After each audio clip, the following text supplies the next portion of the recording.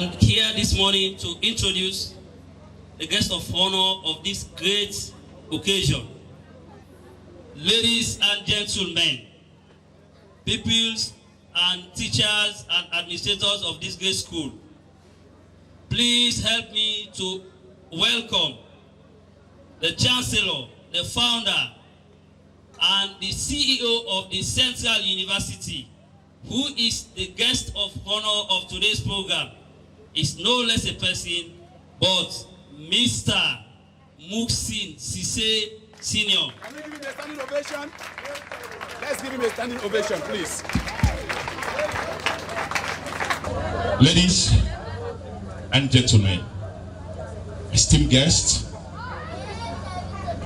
dedicated teachers, beloved parents, and the brilliant students of Bishop Comforti Agriculture Secondary School, I greet you all. I'm deeply honored to stand before you this afternoon, humbled by the privilege bestowed on me to deliver this speech. Today, we came together to celebrate a remarkable 40-year legacy of transforming students into change makers who are now leading progress within our borders and far beyond. Yes, you've heard that correct. We have had alumni like Peter K. Mansore, now working at the IMF. We've had Abu Badasi Sesay serving at the United Nations. And of course, locally, we have many others. That including Mohamed Kamara and Sheka K. Sesay working at NASIT. We have Bashir Kurma excelling at the King Hong Mental Group, among others. The list goes on. Let's give ourselves a big hand. 4 decades ago, in September 1983, to be precise, our journey commenced, guided by a profound vision of our founder, the Xaverian Missionary Congregation through the Catholic Mission. They envisaged this institution as a sanctuary of learning, a place where young minds could not only acquire knowledge, but also develop character and wisdom. Today, we see the fruits of that vision, a legacy that has touched every corner of this country. As we stand within the hallows of Bishop Comforti Agricultural Secondary School, we are reminded that this institution, which started with a single structure of 4 classrooms made up of mud, with a handful of students, has grown to becoming a beacon of hope and enlightenment, and is now home to a total of 712 students. 40 years ago, our founders, they laid the cornerstone with a vision to transform raw potential into refined intellect capable of contributing to society betterment.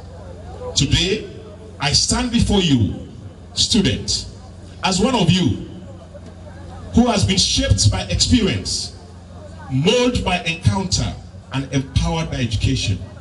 I'm here not only to share a chapter of my story, but also to emphasize the lesson learned and the path that crawled from my journey. I hail from a typical home, humble home, family of a clan of 28 members, 24 siblings, my father, and my 3 caring mothers. Our family was a true community where love was the currency and laughter was the music. Sometimes a simple family reunion can be mistaken to be a town hall meeting. Our unity was not based on wealth or possession, but was on the richest treasure of all, that is love. This love formed the bedrock of my existence, the very foundation upon which I stand before you here today. Exactly 34 years ago today, in 1989, I occupied a seat just across there in one of those classrooms. At that time, Bishop Comforti wall was ruled by a no-nonsense principal, Mr. Kamara, which in his wall, the word discipline, strict, took a new dimension daily. We had people like Sister Rebecca, a strict and enduring Italian. We also have Sister Ottawi, a firm but generous Italian examiner, who would declare she would sit like this in exams. She said, "Sit among yourselves, that's you." Maybe Muhammad can relate. That alone effectively can silence any whisper during exams. And who could forget Mr. Kamara? Do you remember go round? You know, students, we give names to teachers all the time. We used to have Mr. Kuruma here. We call him go round. With his sharp humor, with even sharper footwear. He has a footwear, it's very sharp. His pointed shoes echoes through the corridors as a reminder of the educational journey we are on. Let's not forget or omit Mr. Quaker from Ghana, whose proverbs, "Pray not to man, well go inside oven."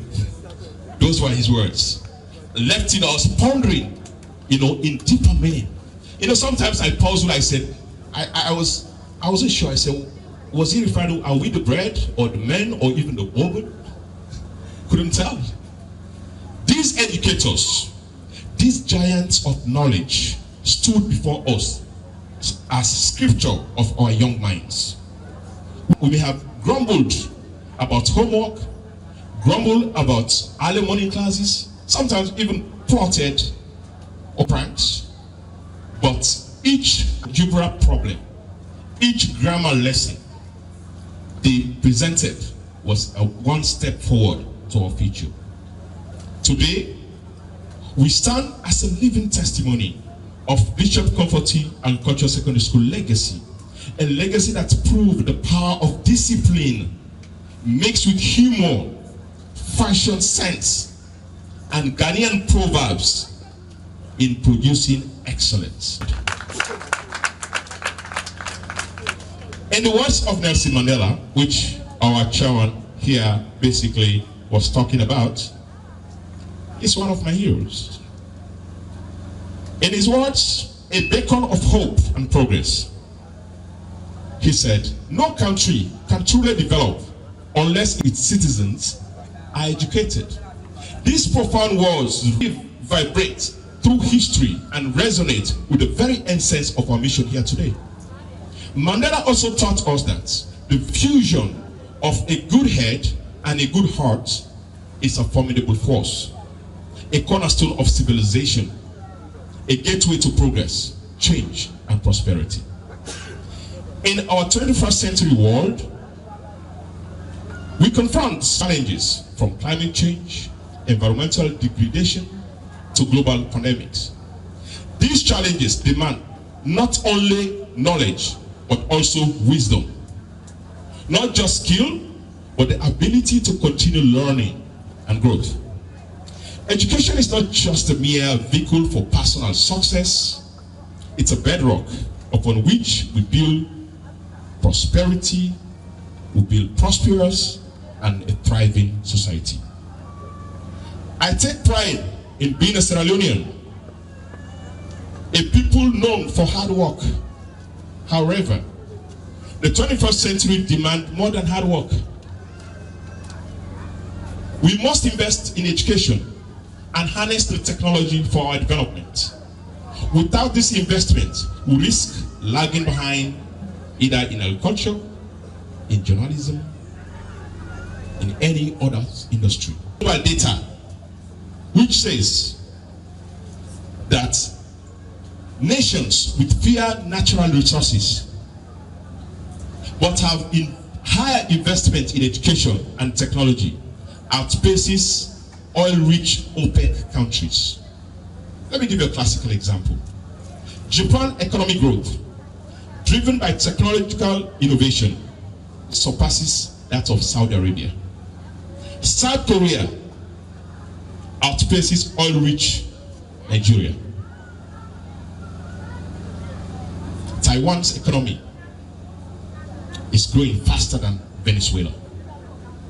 Even Canada and the United States are rich in oil, but their economic prosperity is based on intellectual capital. I have an experience, a first-hand experience, the formative power of education in my own life. It is more than job title or skills. It's about self-actualization, building a reservoir of vision, embracing lifelong learning, and ultimately shape our society for the better. Scholars have rightly said that if you want to destroy a country, you don't need a bomb to destroy it. All you do is destroy the education system. This truth has echoed across century. The greatest tragedy in human history was not the devastation of Hiroshima or the Nagasaki bomb that was dropped by the Americans in Japan, but the destruction of the Alexandria Library, first by Julius Caesar in 48 BC, followed by the Roman Catholic Crusaders, and later by the Caliph Umar in 640 AD. The destruction of the repository of knowledge in the Alexandria Library sets human progress 100 years back. Let me emphasize this. The destruction of that library set us behind for 100 years. We could have been 100 years ahead if that library was not destroyed. But remember, where we could have been today if that repository of knowledge had endured. We might be inhabiting a Mars. Maybe by now we should have been in Mars, another planet. That is how advanced we could have been.